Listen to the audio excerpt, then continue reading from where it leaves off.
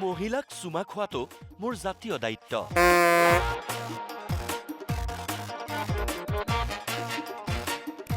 মহিলাগৰাকীক এটা নিৰ্ভয়তাৰ চুমা দিয়াটো মোৰ এটা জাতীয় দায়িত্ব। মহিলাগৰাকীক এটা নিৰ্ভয়তাৰ চুমা দিয়াটো মোৰ এটা জাতীয় দায়িত্ব।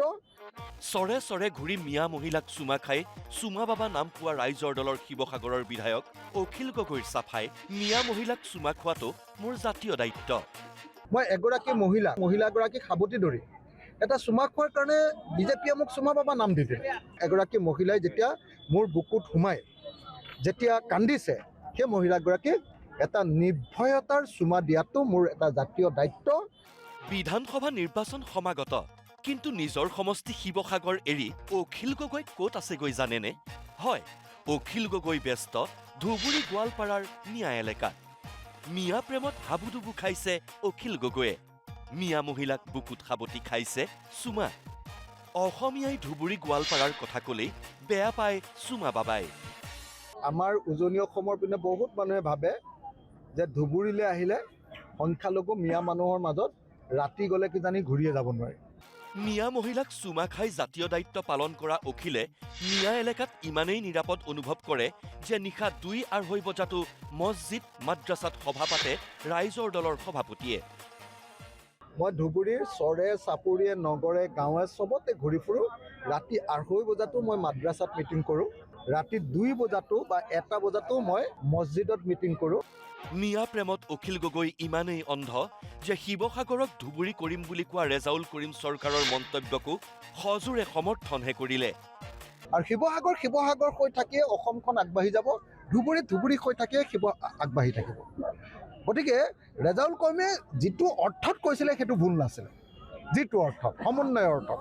তাৰ পিছত ৰক্ষণাবেক্ষণ দি দল ত্যাগৰ বাবে দোষ ঠেলিলে মিত্ৰ বুলি কৈ থকা কংগ্ৰেছ দললৈ। কংগ্ৰেছ দলে বোলে ৰেজাউলে কৰা মন্তব্যক ডিফেণ্ড দিব নোৱাৰিলে। এতিয়া সেইটো কংগ্ৰেছে ডিফেণ্ড কৰিব নোৱাৰিলে, মই কি কৰিম কওঁ? সেইটোত মানে কংগ্ৰেছে নিজকে ডিফেণ্ড কৰিব নোৱাৰিলে, নিজৰ পাৰ্টিটোক ডিফেণ্ড কৰিব নোৱাৰিলে। এইটো তেওঁলোকৰ ভুল, মইতো কৰিবলগীয়া একো নাই, মইতো কংগ্ৰেছ দলৰ মানুহ নহয় ন, মই কেনেকৈ ক'ম সেইটো? চৰৰ মিয়া মহিলাক বুকুত সাৱটি চুমা খোৱা অখিলৰ এতিয়া খেনচকু কংগ্ৰেছৰ আধিপত্য থকা মিয়া এলেকা। সেয়েহে সভা অনুষ্ঠিত কৰি কোন কোন সমষ্টিত অখিলে প্ৰাৰ্থিত্ব বিচাৰিলে শুনক। মানে বিলাসীপাৰা, গৌৰীপুৰ, তাৰপিছত আমাৰ বীৰসিং জৰুৱা, এইবিলাক সমষ্টিত আমাৰ কেণ্ডিডেট আছে। এইবিলাক সমষ্টিৰ কাৰণে আমি প্ৰাৰ্থিত্ব বিচাৰিছোঁ। আমি যিহেতু প্ৰাৰ্থিত্ব বিচাৰিছোঁ, আমিতো মনে মনে বহি থাকিব নোৱাৰোঁ ন, আমি কেম্পেইন কৰিব লাগিব। গতিকে ইতিমধ্যে আমি গৌৰীপুৰত কেম্পেইন কৰি আহিলোঁ।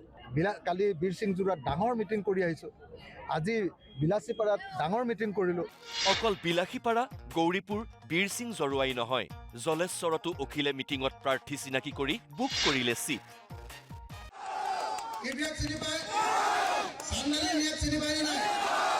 মই সকলোকে অনুৰোধ কৰিছোঁ, এই দুজন এতিয়া বৰ্তমান সময়ৰ আমাৰ সম্ভাৱ্য প্ৰাৰ্থী, মোৰ ভাই কিপ্ৰিয়া আৰু মোৰ দাদা চান্দালি মিয়া। মই খালি এটা কথা কৈ যাম যে জলেশ্বৰত আমাৰ টিকেট দিয়াটো কনফাৰ্ম। আকৌ এবাৰ কংগ্ৰেছ দল আৰু কংগ্ৰেছী সাংসদ ৰকিবুল হুছেইনক কটাক্ষ কৰি অখিল গগৈয়ে ক'লে, কংগ্ৰেছতকৈ মই বেছিকৈ মিয়াৰ পক্ষত আছোঁ। উচ্ছেদৰ সময়ত আপোনালোকে অভিযোগ কৰিছে যে ৰকিবুল হুছেইনে নীৰৱ হৈ থাকিলে, কিন্তু মইতো নীৰৱ হৈ থকা নাই, হয়নে নহয় কওক? মইতো কৈ গৈছিলোঁ যে ৰকিবুল হুছেইনে নামাতিলেও মই মাতিম। ধুবুৰীৰ উচ্ছেদৰ সময়ত কোনো অহা নাই, আহিছোঁ মই, ভাঙিছে মামাই, আহিছোঁ অখিল গগৈ, হয়নে নহয় কওক? মোৰ বাহিৰেতো কোনেও সেই সময়ত বিপদত ষ্টেণ্ড নিদিলে। Bureau report, news live.